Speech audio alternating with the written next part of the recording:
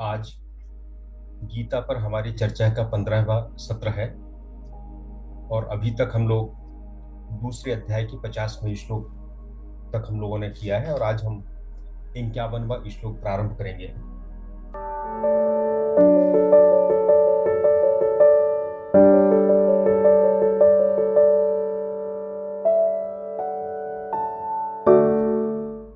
नारायणं नमस्कृत्य नरं चैव नरोत्तमं देवीं सरस्वतीं व्यासं ततो जयमुदीरये।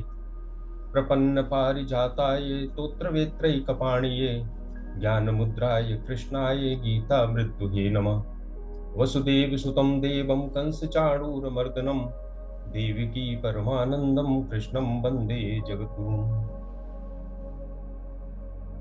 सामान्य रूप से जैसे जैसे हम गीता को पढ़ते जाते हैं तो ऐसे लगता है कि हम बहुत सी चीजों में उलझते जा रहे हैं। कई श्लोक ऐसे लगते हैं जैसे वो परस्पर एक दूसरे से विरोध में बात कर रहे हैं। उसका कारण ये है कि गीता चूंकि सर्व समन्वयी है, इसलिए सारे मत मतांतरों को लेकर उसमें जो सत्य था उसका समन्वय करके और अलग अलग कोटि के जो साधक हैं, जिनकी चेतना की स्थिति, जिनकी बुद्धिमत्ता की स्थिति, जिनके संस्कार अलग अलग हैं, सबको भगवान ने एक साथ करके दिया है गीता के अंदर। इसलिए कई बार भ्रम पैदा होता है और हमें ये ध्यान रखना होगा। कुछ सामान्य बात मैं इसलिए कह रहा हूं कि ये बात बार बार आती है।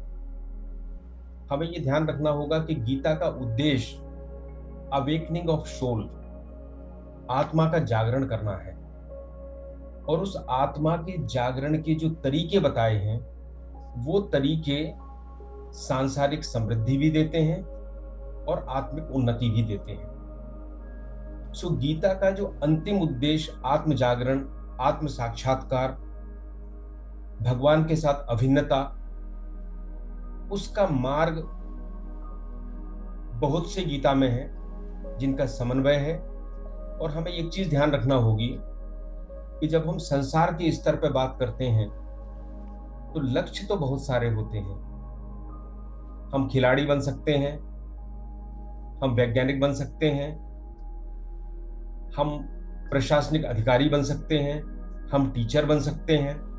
तो लक्ष्य तो बहुत सारे हैं, परंतु उन तक जाने के मार्ग, हर लक्ष्य का केवल एक ही मार्ग है, उसके अलावा कोई दूसरा मार्ग नहीं है। प्रशासनिक अधिकारी बनना है तो उसके लिए अलग तरह की तैयारी लगेगी, और खिलाड़ी बनना है तो अलग तरह की तैयारी लगेगी, संगीतकार बनना है तो अलग तरह की तैयारी लगेगी। तो संसार में लक्ष्य बहुत हैं और हर लक्ष्य का मार्ग केवल एक है। जबकि अध्यात्म की जब बात करते हैं तो अध्यात्म का लक्ष्य केवल आत्म जागरण और परमात्मा है, लेकिन उसके मार्ग बहुत हैं। कर्म से भी जा सकते हैं, ध्यान से भी जा सकते हैं, योग से भी जा सकते हैं, ज्ञान से भी जा सकते हैं, भक्ति से भी जा सकते हैं, और भी तमाम तरह के धर्म संप्रदाय अलग अलग हैं। सो इस बात को हमेशा ध्यान रखना होगा कि जब हम अध्यात्म की बात कर रहे हैं तो मार्ग विभिन्न हैं। इसलिए कभी ऐसा लगे आपको कि एक श्लोक दूसरे श्लोक से कुछ कॉन्ट्राडिक्शन हो रहा है तो उसको इसी परिप्रेक्ष्य में हमें समझना होगा। और गीता के साथ एक समस्या ये हो गई है कि अभी लोगों ने गीता को मैनेजमेंट बना दिया है। वो कहते हैं मैनेजमेंट थ्रू गीता। तो गीता जीवन का मैनेजमेंट तो करती है, लेकिन मैनेजमेंट करना जीवन गीता का जो सेंट्रल आइडिया है वो नहीं है। वो तो उसका एक बाई प्रोडक्ट है, वो तो होना ही होना है। तो हमें गीता का जो मुख्य आइडिया है, आत्म जागरण की जो बात है, उस पर हमें हमेशा ध्यान रखना होगा। और हमें यह ध्यान रखना होगा कि विभिन्न मार्ग हैं, लक्ष्य एक है। अब जैसे हम देखते हैं कि अलग अलग लोगों को अलग अलग तरह का प्रशिक्षण होता है। कोई टीचर बनेगा तो उसकी ट्रेनिंग अलग होगी, कोई किसी क्लर्क बनेगा तो उसकी ट्रेनिंग अलग होगी, और नेता बनेगा तो उसकी ट्रेनिंग अलग तरह से होती है। इसी तरह से जो जिस पृष्ठभूमि से आया है गीता में, उसके लिए अलग अलग तरह के कर्मयोग भी है, ज्ञान योग भी है, भक्ति योग भी है। और कोई भी योग 100% स्वतंत्र नहीं होता है। जब कर्म होगा तो उसमें कुछ मात्रा में ज्ञान भी होगा और भक्ति भी होगी। जब ज्ञान होगा तो उसमें कुछ मात्रा में कर्म भी होगा और भक्ति भी होगी, और यही स्थिति दूसरों के लिए संभव है। इस चीज को ध्यान रखना है। दूसरा, हमें यह ध्यान रखना है कि गीता आर्य परंपरा से निकली है और हम उसको आर्य परंपरा से ही समझ पाएंगे। तो जब भगवान कृष्ण ने शुरू में, अर्जुन ने जब अपना ज्ञान दिया, बघारा, और भगवान ने डांटा, तो उन्होंने यही तो कहा कि अनार्य जुष्टम अस्वर्गम अकीर्तिकरम अर्जुन, ये तो अनार्यों जैसा आचरण है। यानी इन सब चीजों को हमें उस संस्कृति, उस परंपरा के परिप्रेक्ष्य में भी देखना है, उसको भी समझना है। और आखिरी बात, गीता केवल इंटेलेक्चुअल नहीं है, केवल बुद्धि से नहीं आ सकती।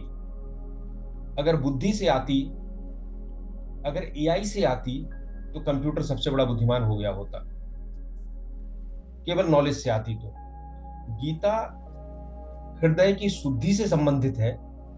इसलिए हम अभी तो बहुत आगे हैं, लेकिन 16वें अध्याय में जाएंगे और जब हम देखेंगे देव असुर संपदा विभाग योग, देवताओं की और असुरों की संपदाएं क्या है, तो इस साधना में हमें यह भी देखना है कि हमारे अंदर जो लक्षण हैं, जो गुण हैं, वो क्या असुर के लक्षणों से देवताओं के लक्षणों की ओर हमारी प्रगति हो रही है या नहीं हो रही है। इस पे हम बात करेंगे। आज बस इतना ही कि गीता को अगर आपको ऐसा लगता है कि समझ में नहीं आ रही है, तो धैर्य रखें और इस परंपरा को समझते हुए, इस समन्वय को समझते हुए उन श्लोकों को पढ़ें और समझें। आज हम शुरू करते हैं। पहला श्लोक है हमारा दूसरे अध्याय का 91वां श्लोक।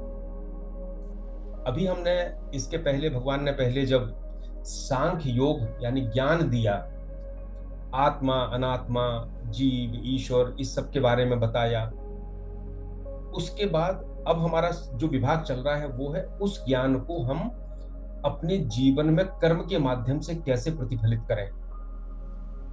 बुद्धि योग का विषय चल रहा है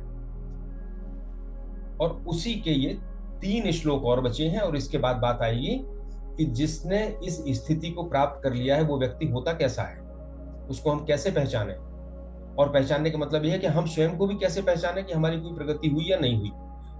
तो आज हमारे ये 3 श्लोक बड़े महत्वपूर्ण हैं। पहला है, आप निकाल लें, आपके पास पुस्तक होगी, गीता के ग्रंथ होगा, दूसरे अध्याय का 91वां श्लोक। कर्मजं बुद्धि युक्ता ही फलम त्यक्त्वा मनीषिणा जन्म बंध विनिर्मुक्तः पदम गच्छन्त नामयम्। हम श्लोक का एक एक शब्द और एक एक वाक्यांश पर विचार करें तो उसके अर्थ स्पष्ट होते हैं। कर्मजम बुद्धि युक्ता ही फलम त्यक्त्वा, कर्मजम फलम त्यक्त्वा, कर्म से जो उत्पन्न होने वाला फल है उसको त्याग कर, बुद्धि युक्ता, बुद्धि युक्त होकर, जो मनीषी, मनीषणा, जन्म बंध विनिर्मुक्ता, जन्म और बंधन से मुक्त होकर, पदम गच्छन्त अनामयम, अनामय पद को प्राप्त करते हैं। कुल मिला के जो बुद्धि युक्त है, ज्ञानी है, मनीषी है, और जो कर्म के फल की आसक्ति का त्याग कर देता है, वह जन्म मरण रूप बंधन से मुक्त हो जाता है और निर्विकार परम पद को प्राप्त करता है। सबसे पहले कर्मजम, ऐसा कोई कर्म नहीं होता जिसका फल ना होता। ये अकाट्य नियम है। कर्म का फल तो होता है, लेकिन गीता ये कहती है कि उस कर्म फल में आसक्ति नहीं रखना है, उसकी इच्छा नहीं करना है, और वो कर्म का फल हमारी कर्म की प्रेरणा नहीं होना चाहिए। लेकिन कर्म का फल तो बनेगा। तो कर्मजम फलम त्यक्त्वा, हम चाहे सकाम काम करें, कामना के साथ करें, या निष्काम करें, फल तो आएगा। जैसे खेत में बीज बो दिया, अब आप बीज को इसलिए बो कि इसकी फसल हम अकेले खाएंगे, सकाम कामना रखी, या हम बीज को इसलिए बोएं कि इसकी फसल हम लोक कल्याण में लगा देंगे, निष्काम भाव से खेती करी। कुछ भी करो, लेकिन बीज बोया है तो बीज का अंकुर भी होगा और फसल भी होगी। तो कर्मजम, कर्म से फल होगा। फलम त्यक्त्वा, अब फल कैसे त्यागेंगे? फल का त्यागने का अर्थ है कि फल के प्रति हमारी जो आसक्ति है उसको त्याग देना। फलम त्यक्त्वा मनीषिणा। अब अभी जो बोने की बात थी, इसमें 3 स्थितियां होती हैं। हम ये कर सकते हैं, ना तो हम बोएंगे और ना काटेंगे, पूरी तामसिक दशा हो गई।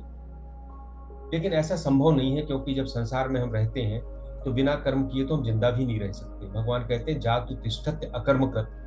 तो एक क्षण भी कोई बिना काम के नहीं रह सकता, कर्म तो करना ही है। दूसरा हो सकता है बोएंगे भी हम और काटेंगे भी हम, तो ये रजोगुण की स्थिति हो गई, और जिसमें हम सब, आप सब लोग एक साथ जी रहे हैं कि हम जो कर्म करते हैं उसको कहते हैं हम इसका फल भी लेंगे। और तीसरा होता है कि बोएंगे लेकिन हम इसको लोक कल्याण के लिए दे देंगे। जब हमने पहले ही सोच लिया कि ये फल हमें उपयोग नहीं करना है, इसका मतलब है उस फल के साथ हमारी आसक्ति वैसे ही अलग हो जाएगी। तो जो तीसरी स्थिति है, ये हमें प्राप्त करने का प्रयास करना है। कर्मजम फलम त्यक्त्वा। कर्मजम बुद्धि युक्ता ही। अब बुद्धि युक्त कैसे होता है? अभी हम लोग पूरे में बुद्धि योग में पूरी बात कर चुके हैं कि बुद्धि युक्त होने का अर्थ है संसार में जो सुख है, दुख है,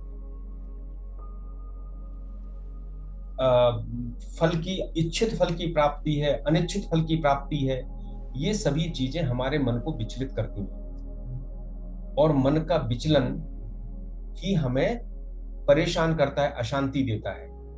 तो ये एक प्रक्रिया है कि हम ये प्रयास करें कि हम इन फलों में भी, मन का हो या ना हो, प्रतिकूल हो या अनुकूल हो, हम अपनी बुद्धि को स्थिर रखें, समता में रखें। इसी को कहा है समत्वम योग उच्यते। भगवान ने बुद्धि की समता को ही योग कहा है।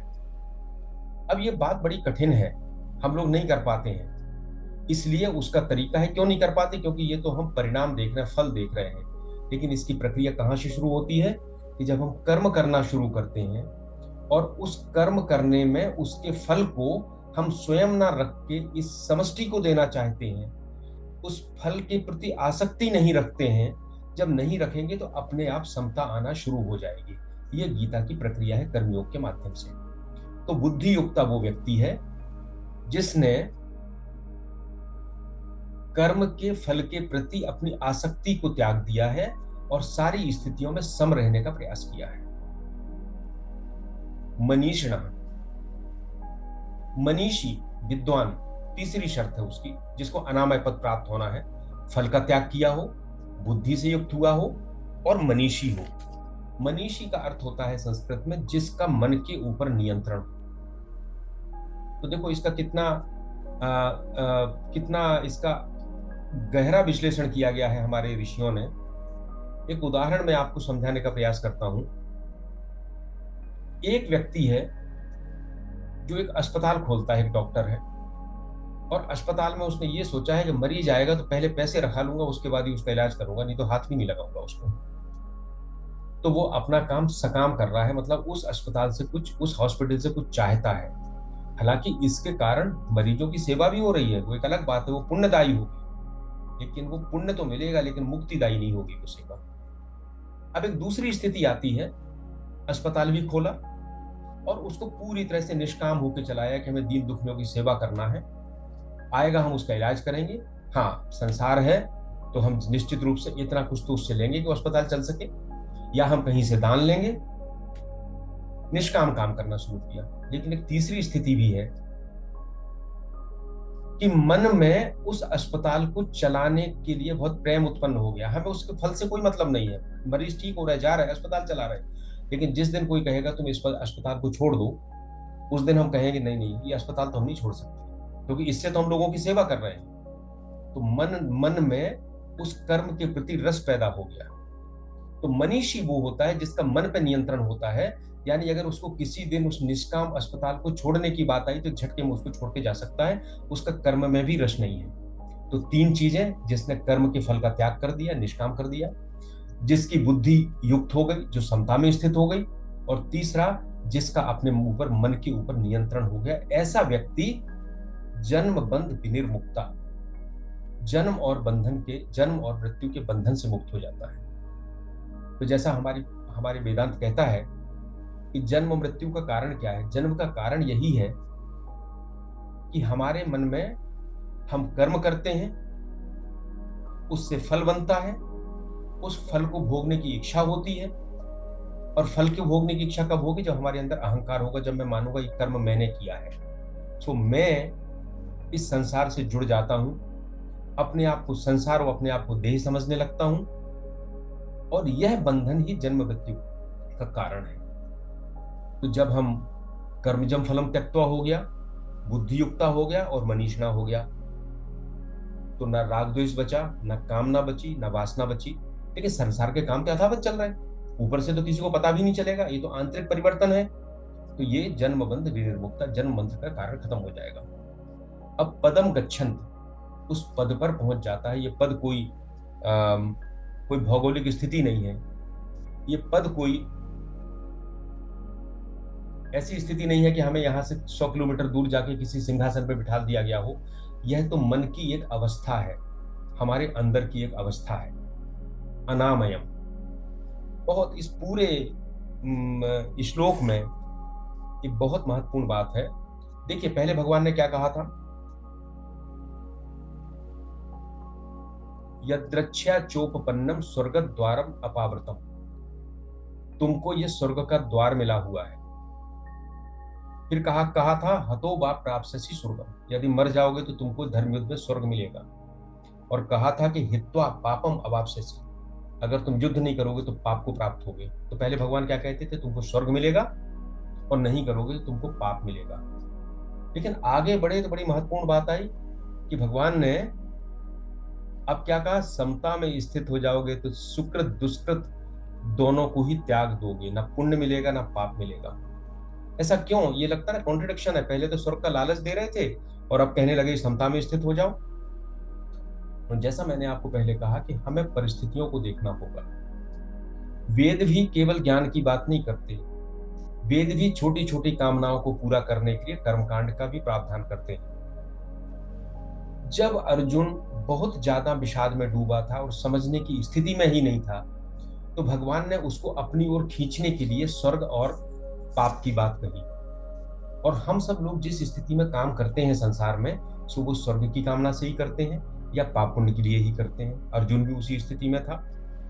लेकिन जब इतना आत्मज्ञान सुन लिया, इतना बुद्धि योग सुन लिया, तो अब लगा अर्जुन को कि जब आप कहते हो समता में स्थित होंगे तो ना पाप मिलेगा, ना पुण्य मिलेगा, ना स्वर्ग मिलेगा, ना नरक मिलेगा, ना सुकृत भी त्याग दोगे, दुष्कृत भी खत्म हो जाएगा, तो फिर आखिर होगा क्या जब सब कुछ चला गया? तो भगवान कहते हैं वो है पदम गच्छन्त अनामयम, तुम अनामय पद को पहुंचोगे। सो स्थिति क्या हुई?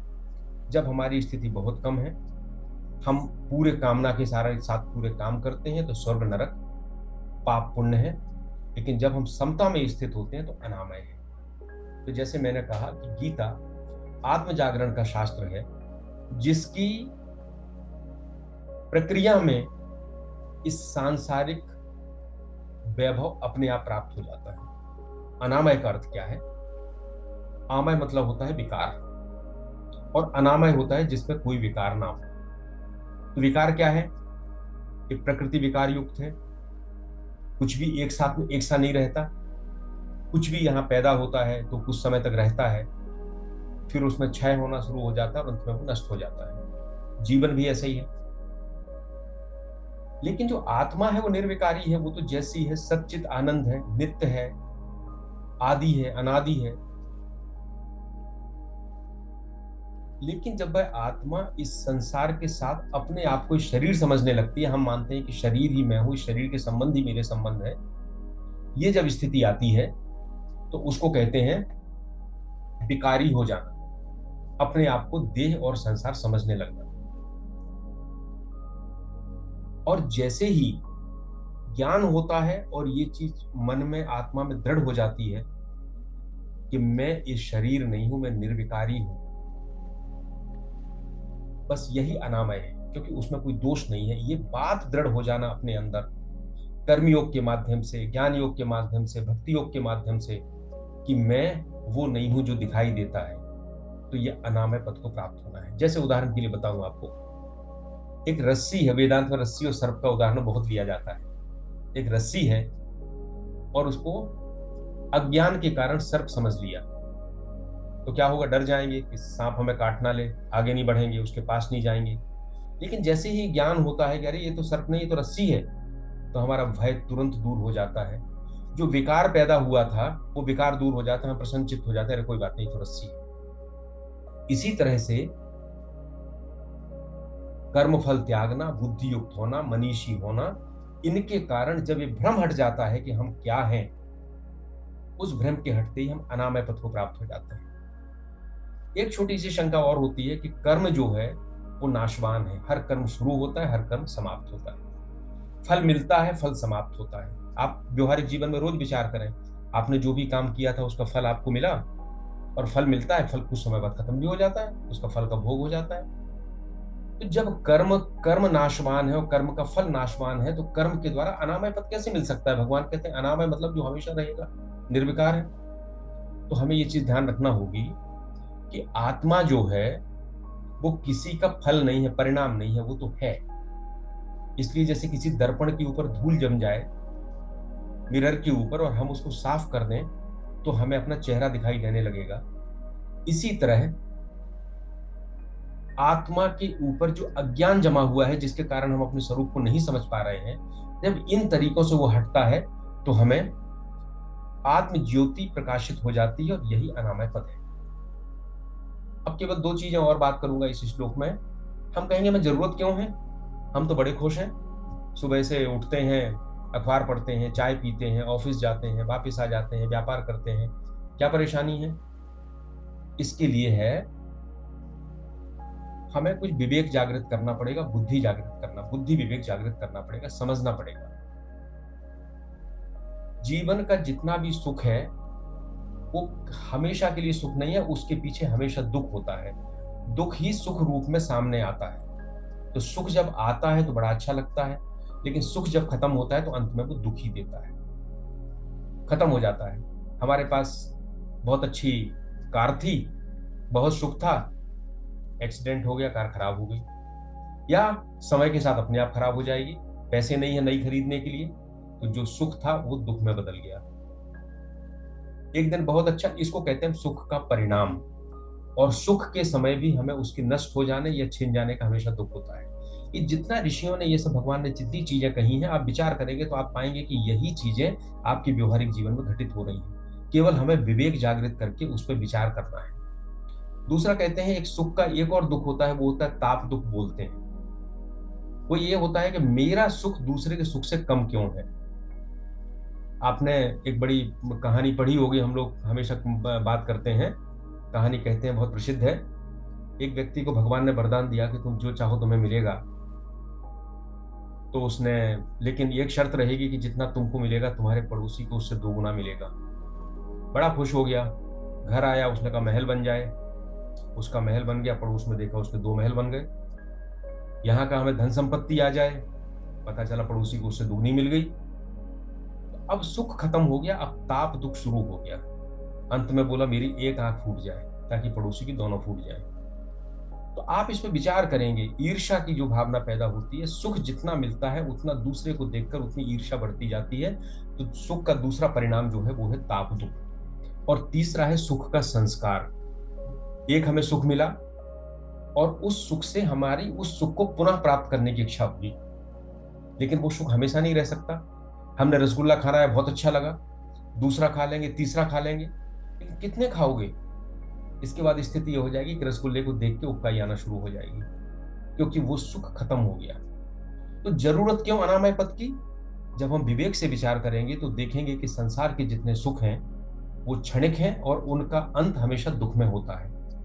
इसलिए अनामय पद की बात करते हैं, जो सुख और दुख से परे है, जो नित्य है, जिसमें बुद्धि की समता है, और सारे विचलनों के बावजूद, संसार के सारे कार्य करने के बावजूद वो अंदर से स्थिर है। और कौन पाएगा ये? 3 शर्तें, कर्मजम फलम त्यक्त्वा, कर्म का फल त्यागने वाला, मनीषी जिसका मन पर नियंत्रण हो, और जो योग युक्त हो। ये 3 चीज। ये 51वां श्लोक पूरा हुआ। 52वां और 52 और 53, 52 और 53, ये श्लोक आप देखेंगे तो ये बुद्धि योग प्राप्ति की साधना बताते हैं। हम इनको दोनों को एक साथ पढ़ेंगे। इसके बाद इस पर बात करेंगे। पहले इसकी फ्रेमवर्क की बात करेंगे, फिर इसके हर शब्द पर बात करेंगे।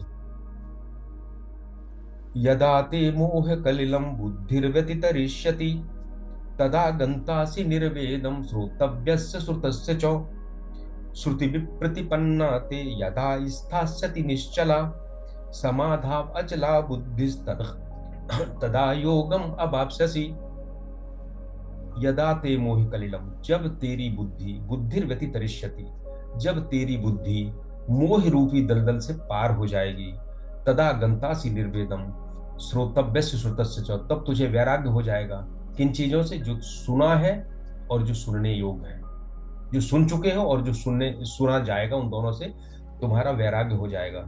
श्रुति विप्रतिपन्नाते, जो भी तुमने ग्रंथों में बहुत चीजें पढ़ी हैं और तुम्हारी बुद्धि को अलग अलग चीजें भ्रमित कर रही हैं, यदा स्थास्यति निश्चला, जब वो बुद्धि निश्चल हो जाएगी, समाधाव अचला, समाधि में अचल हो जाएगी, तब बुद्धि तदा योगम अवाप्स्यसि, तब तुम योग को प्राप्त हो जाएगा। सो दो श्लोक योग को प्राप्त होने की प्रक्रिया बताते हैं। प्रक्रिया क्या है?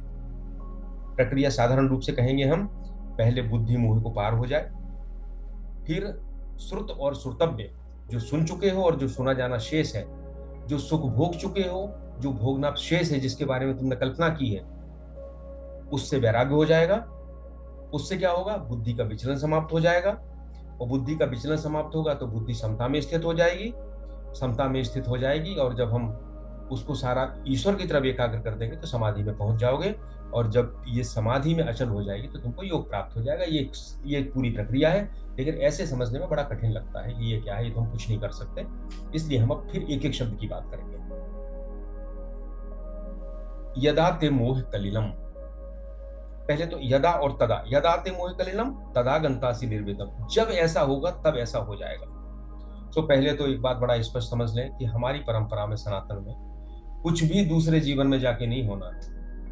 कुछ भी ये नहीं है कि तुम 10 साल साधना करोगे तब ये होगा, या मर जाओगे तो तुमको स्वर्ग में जाके ये मिलेगा। स्वर्ग तो हमारे लिए बड़ा त्याज्य मानते हैं, क्योंकि वो जन्म मरण का बंधन बनता है। ये तो कहता है जब तुम्हारी बुद्धि मोह से तरिष्ट हो जाएगी, तत्काल तुम श्रोतव्य श्रुतस्य से वैराग्य प्राप्त हो जाएगा। यानी अगर आज हम दृढ़ निश्चय कर लें, अगर हमारी साधना की तीव्रता उतनी है, तो आज भी और अभी भी वैराग्य मिल सकता है, आज भी और अभी भी मोक्ष मिल सकता है। भगवान ने आगे कहीं कहा भी है मोक्ष के बारे में कि वो तत्काल अभितो ब्रह्म निर्वाणम, ये तो अभी उपलब्ध है। तो सबसे पहली बात यह है कि भगवान ने कोई प्रतीक्षा या दूसरी जगह की बात नहीं, कि अभी और यहाँ। यदा ते मोहितन, जब ये हो जाएगा, तब तदा गंतासि निर्वेदम, तब ये हो जाएगा। करो आप जब करना हो आपको। मोह कलिलम, मोह का दलदल क्या है? देखिए, दलदल ऐसा होता है, साधारण बात है, दलदल का मतलब होता है जिसमें हम फंस जाते हैं तो ना आगे जा सकते हैं ना पीछे जा सकते हैं, उसमें उसके अंदर ही समाते चले जाते हैं। और दलदल में एक और होता है, जो जितने हाथ पैर चलाएगा वो उतना दलदल के अंदर घुसता चला जाएगा। निकलने का तरीका दलदल में हाथ पैर चलाना नहीं है। तो मोह का दलदल क्या है? हम सांसारिक वस्तुओं से अपना संबंध जोड़ते हैं। घर मेरा है, पैसा मेरा है, संबंधी मेरे हैं, पुत्र मेरा है, पत्नी मेरी है, ये सारे संबंध जुड़े हैं। ये संबंध तो जुड़ेंगे, संसार में रहना इसको मना ही नहीं है, लेकिन हमें अंदर ये दृष्टि होना चाहिए कि इन सबके साथ हमारा वियोग भी है, क्योंकि ये नित्य नहीं है, ये हमेशा आपके साथ नहीं रह सकते। अब फिर विवेक से विचार करें। विवेक से विचार करेंगे तो इसके अलावा आपके पास कोई दूसरी चीज सामने आएगी ही नहीं, कोई अलग से बात नहीं कही, जो है वही कही। तो मन का जब इस अनित्य चीज से तादात्म्य हो जाता है, मन, हम अंदर से स्वीकार करते हैं कि यह सब मेरे हैं, तो क्या होता है, इनके लिए हमें कुछ करना है, तो अपने लोगों के लिए अच्छा करना है, और अपना व्यक्ति नहीं होगा तो मैं अच्छा नहीं करना है। तो राग हो गया, द्वेष हो गया। ये काम हमें अच्छा फल देता है, ये काम हमें अच्छा फल नहीं देता है, तो हम इसको प्रतिकूल, ये अनुकूल है, ये प्रतिकूल है, दोनों में हमारी बुद्धि विचलित हो जाती है। चूंकि ये हमारे हैं इसलिए हमें इनके लिए फल चाहिए, तो फलासक्ति आ जाती है। इन सब कारणों से व्यक्ति जितना उसके लिए करता है उतना उस दलदल में धंसता चला जाता है। अब ये मोह है क्यों? ये बड़ा विचित्र है कि भगवान ने माया को भी अपनी शक्ति कहा है। देवी है माया गुणवती, देवी है ऐसा गुणमयी, मम माया दुरुत्तया। यह माया बड़ी कठिन है लेकिन मेरी दैवीय शक्ति है। तो माया घृणा योग नहीं है। हम तो देवी को क्या बोलते हैं, महामाया बोलते हैं।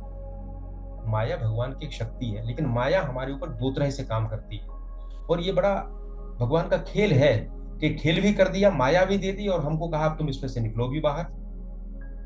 तो माया दो तरह से काम करती है। एक तो बुद्धि के ऊपर आवरण डाल देती है अज्ञान का।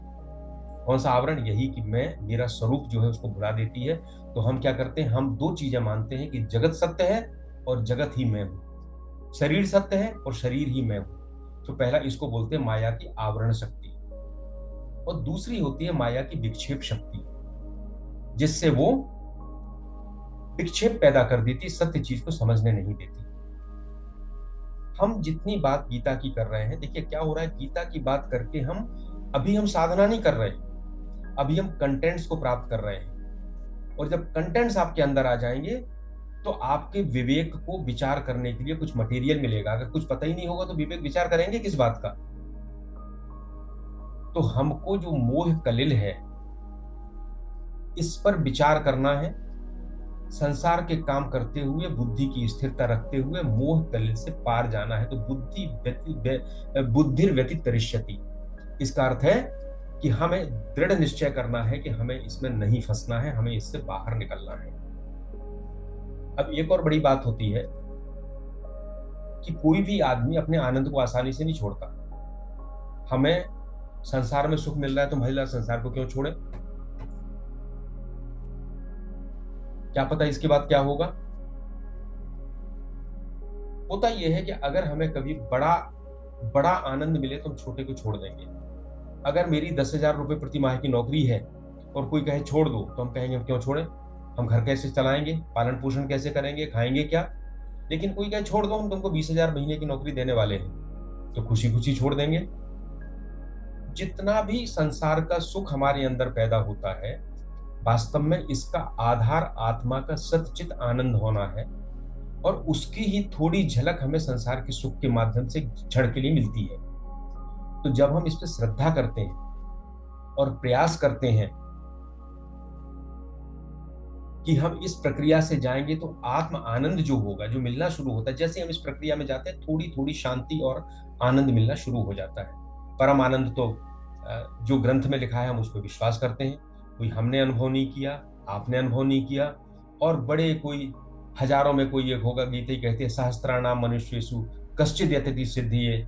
मनुष्य हजारों में कोई एक प्रयत्न करता है, यत्ताम अपि सिद्धानाम कश्चिन् माम वेत्ति तत्त्वतः, उन हजारों में से कोई एक इसको प्राप्त करता है। तो हम तो सब साधक हैं, लेकिन हम जैसे ही जाते हैं, हमें जैसे ही लगता है कि हाँ ये सुख ज्यादा बड़ा है, हम संसार के सुखों से अलग होने लगते हैं, कलिल से अलग होने लगते हैं। और इसको कहते हैं बुद्धि का तर जाना, बुद्धिर व्यतीत तरिष्यति, निर्वेदम। जैसे ये होता है तो हमें किससे वैराग्य हो जाता है? श्रोतव्य और श्रुतस्य। ये हमारी जो इंद्रियां हैं, इनके द्वारा जितनी चीजें हम जान सकते हैं, जितनी चीजें हम भोग सकते हैं, वो क्या होती हैं? या तो वो होती हैं जिनको हम जानते हैं, भोगते हैं, या वो होती हैं जिनके बारे में हम सुनते हैं। जैसे हमने संसार के बारे में सुना कि फला खाना बहुत अच्छा है, हम उसको चख लेते हैं, खा लेते हैं। और कभी हम ये भी सुनते हैं ना कि ब्रह्मलोक के सुख और अच्छे होते हैं, स्वर्गलोक के सुख और अच्छे होते हैं, चंद्रलोक की तो बात ही अलग है, जो सूक्ष्म लोक है। तो भगवान कहते हैं कि चाहे तुम्हारे वो वाले सुख हो जो अहलौकिक हो, इस संसार के हो या पारलौकिक हो, जब तुम्हारी बुद्धि इससे पार हो जाती है और तुमको बड़ा आनंद मिलने लगता है, तो ये छोटी छोटी चीजों में वैराग्य हो जाता है। अब मुझे 20,000 की नौकरी मिल गई, मैं 10,000 की नौकरी पे क्यों ध्यान दूंगा? तो मोह का दलदल, बुद्धि का पार जाना, बुद्धि के पार जाने से जो इंद्रियों की जो विषय है उससे वैराग्य होना। अब इसकी भी एक छोटी सी प्रक्रिया है, इसको कहते हैं दोषानुदर्शनम। जैसे हमने पहले विवेक की बात की थी कि विवेक से हम देखा हमने कि सुख हमेशा दुख में परिवर्तित होता है। इसी तरह हमारा काम है कि हम सांसारिक सुखों में विवेक के माध्यम से दोष का दर्शन करें। अभी हम क्या करते हैं, हम वही चीजें देखते हैं जो मुझे अच्छी लगती है, हम उसके अलावा कुछ देखते ही नहीं। एक बच्चे ने परीक्षा दी किसी कंपटीशन में, तो सब लोग उससे कहते हैं बेटा तुम्हारा तो हो ही जाना है इस बार। उसके माँ बाप अगर अच्छे पद पे हैं तो उनको प्रसन्न करने के लिए कहते हैं कि तेरा बच्चा तो इस बार, तेरा तो उसको हो ही जाना, उसको कोई रोक ही नहीं सकता। मुझे तो स्वप्न आया था आज रात में कि भगवान कह गए इसका तो होना ही होना है, अब क्या होगा। उसने उस बात का केवल दोष नहीं देखा, दोष भी तो है, दोष है कि फल तो आपके हाथ में है नहीं। माँ फलेषु कदाचन, माँ तो आपके अधिकार ही नहीं, आप तय नहीं कर सकते कर्म फल को। तो हो सकता है ना मिले, ना मिले तो आपने तो केवल उसका अच्छा अच्छा फल देखा था, इसलिए वो उतना ज्यादा दुख देगा। लेकिन अगर हम दोष दर्शन करते हुए चलते उससे, तो हम फल तो लेते, पास होते, बड़ा पद लेते, सब लेते, लेकिन हमारा मन विचलित नहीं होता, हम उस समत्व में स्थित रहते। तो भगवान कहते हैं कि दोष दर्शन विवेक जरूरी है। गोस्वामी तुलसीदास जी ने एक चौपाई लिखी है कि होई विवेक मोह भ्रम भागा, तब रघुनाथ चरण अनुरागा। जब विवेक होता है तो मोह और भ्रम भाग जाता है।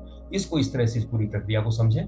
और स्वामी रामकृष्ण परमहंस ये कहा करते थे, इन सब चीजों के लिए आपको कुछ अपना आध्यात्मिक टाइम टेबल बनाना पड़ेगा। हमारे जीवन में हर चीज का टाइम टेबल है। हम उठते हैं, खाना खाते हैं, ऑफिस जाते हैं, ऐसी कोई चीज नहीं है जो हमारे पास हमारे टाइम टेबल में ना हो। केवल एक ही चीज है, हमने अध्यात्म के लिए कोई शेड्यूल नहीं किया।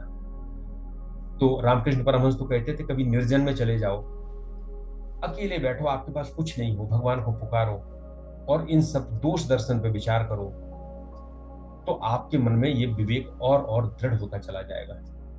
हम सब भी कर सकते हैं, जब आवश्यक नहीं है कि पूरे दिन के लिए चले जाएं। हम 1 घंटे के लिए अपने कमरे में भी तो बंद हो सकते हैं, जब मोबाइल बंद कर दें। सबसे अच्छा समय इसके लिए होता है सुबह का 4 बजे 5 बजे का समय। आपको कोई डिस्टर्ब नहीं करेगा, कोई आपको बुलाने नहीं आएगा। और वो ब्रह्म मुहूर्त जो होता है उसमें वैसे भी कहते हैं कि जो ईश्वरीय शक्तियां होती हैं वो प्रबल होती हैं। अर्धरात्रि में तो निशाचरी शक्तियां प्रबल होती हैं। तो हम केवल इतना करें, दोष दर्शन करें, विचार करें, ईश्वर को पुकारें, तो हमारी बुद्धि शुद्ध होगी। और जो भोग हैं तरह तरह के, उनके प्रति आकर्षण कम होने लगेगा, क्योंकि हमें उससे बड़ा लाभ दिखाई देने लगा है। अगला श्लोक, श्रुति विप्रतिपन्ना ते स्था स्थास्यति निश्चला, समाधाव अचला बुद्धि तदा योगम अवाप्स्यसि। देखिए, श्रुति विप्रतिपन्ना, श्रुति विप्रतिपन्ना क्या है? श्रुति विप्रतिपन्ना ये है कि हम बहुत से शास्त्र पढ़ते हैं। आज हम दिन भर व्हाट्सएप देखते हैं, एक कोई महाराज जी बता देते हैं कि ध्यान करना ठीक है, तुम ध्यान करने लगते हैं। कोई कहता नहीं तीर्थ यात्रा अच्छी है, तुम तीर्थ यात्रा करना शुरू कर देते हैं। कोई कहता है ये तो सब बेकार है, हम आपको एक क्रिया बताएंगे, उस क्रिया को करेंगे तो सब कुछ मिल जाएंगे, तो हम वो करना शुरू कर देते हैं। हमारी बुद्धि तरह तरह से विचलित हो जाती है। तो वो कहते हैं श्रुति विप्रतिपन्नाते यदा स्थास्यति निश्चला। आपको शास्त्रों ने बुद्धि को विचलित कर दिया है, ये जब स्थिर हो जाएगी।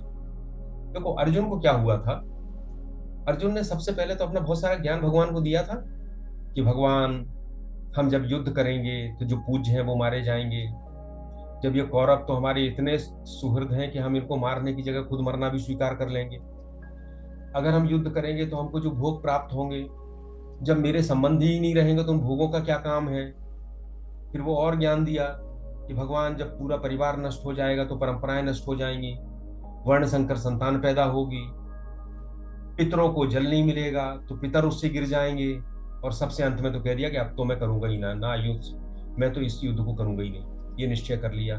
लेकिन भगवान ने उसका जवाब क्या दिया? भगवान ने उसका जवाब दिया अशोचान अनवशोचस्तव प्रज्ञावादास भाष्य। तुम क्या विद्वानों जैसी बात करते हो, पंडितों जैसी बात करते हो। यानी भगवान ने एक झटके में उसको कह दिया तुम मूर्ख हो, तुम जो बात कर रहे हो ये मूर्खतापूर्ण बातें हैं, कैसी विद्वानों जैसी बात कर रहे हो, तुम विद्वान तो हो नहीं। तो श्रुति विप्रतिपन्ना थे। और एक जगह अर्जुन ने यह कहा है कि मैंने ऐसा सुना है। सो जो हम सुनते हैं उसने हमारी बुद्धि को विचलित कर रखा है। देखिए मोह दो तरह के होते हैं, एक होता है लौकिक और एक होता है शास्त्रीय। तो लौकिक मोह तो लौकिक है, मेरा परिवार में मोह है, मेरा अपने संपत्ति में मोह है, मेरा अपने पद में मोह है, मेरा अपनी शक्ति में मोह है, सारे मोह है। शास्त्रीय मोह बहुत खतरनाक होता है। हमने कहीं मन में ये तय कर लिया कि नहीं यार, हमारे गुरुजी ने तो कहा था, फलाने बाबा जी ने कहा था और हमें तो यही करना है, तो फिर उसके बुद्धि बंद हो जाती है, फिर वो कुछ भी नहीं सोचता, और या इतने सारे मतांतरों में उलझ जाता है कि उसको समझ में नहीं आता हम करें क्या। और मेरा मानना है कि आज की स्थिति में मतांतर में उलझने वाले लोगों की संख्या बहुत ज्यादा है। लेकिन आप एक चीज और सोचिए कि कितने भी मत हों, तीन चीजों में सभी मत एक मत है। पहला, मैं जीव हूं, संसार अनित्य है, इसे मुझे छोड़ना है और परमात्मा को मुझे प्राप्त करना है, इसके बारे में अलग अलग सो श्रुति विपत्ति पन्नाते। जब इन चीजों से हमारी बुद्धि, जब हम इस भ्रम से बाहर निकलते हैं तो क्या होती है? वो होती है यदा स्थास्यति निश्चला, जब निश्चल हो जाती है। निश्चल कैसे होती है, इसका एक छोटा सा उदाहरण मैं आपको दूंगा।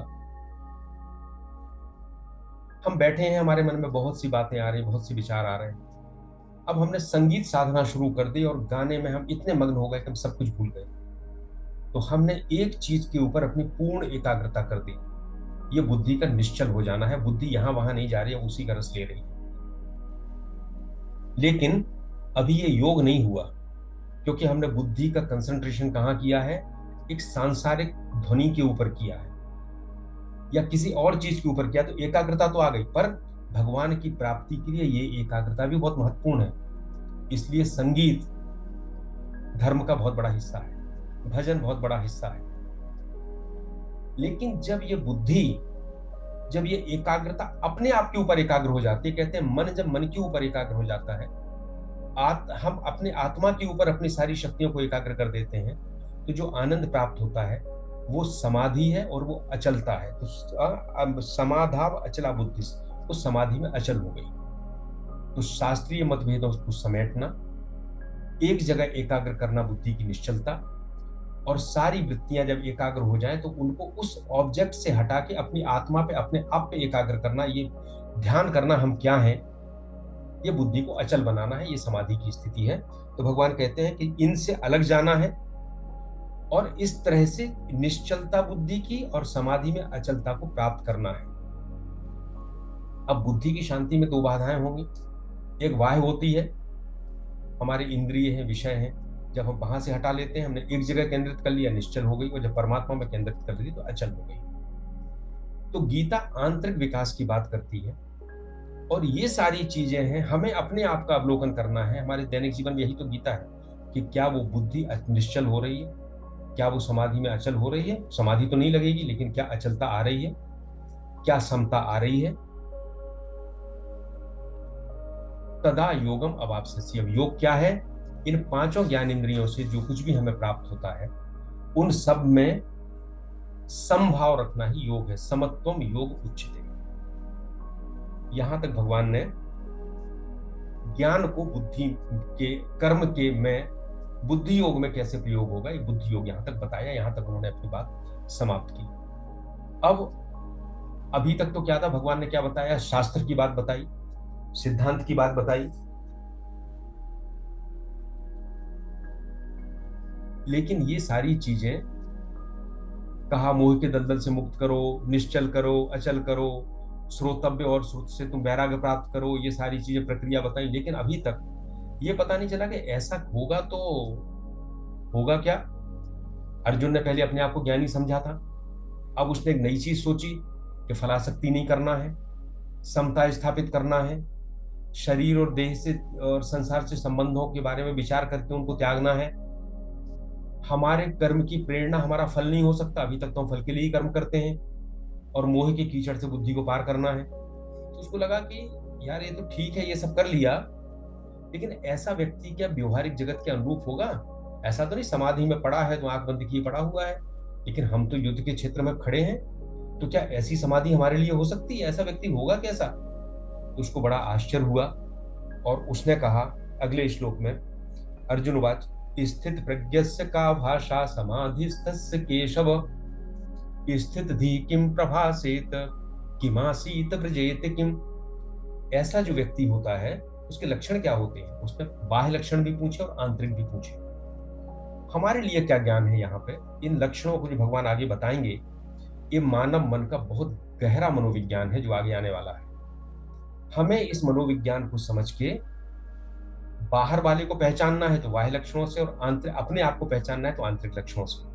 लेकिन मजेदार बात यह है कि बाह्य लक्षण से पहचानना बड़ा कठिन है। हम जिसको परमहंस कहते हैं, तो हम पढ़ते हैं कि परमहंस के लिए कोई विधि निषेध नहीं होते, वो पूजा करे नहीं करे, नहाए ना नहाए, पढ़ा रहे, हम ऐसे ही कहते हैं ना परमहंस है वो, तो उसको कुछ नहीं है।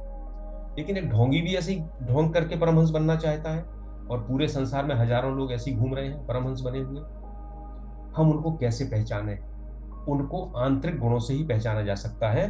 तो अर्जुन ये जानना चाहता है कि ऐसा जो व्यक्ति है उसके बाह्य और आंतरिक गुण क्या क्या होते हैं। दूसरा इसका अर्थ ये भी हम ले सकते हैं कि एक व्यक्ति जब समाधि में रहता है, जब बुद्धि की अचल स्थिति में रहता है, परमात्मा के ऊपर पूरी एकाग्रता करता है, तब उसके लक्षण क्या होते हैं।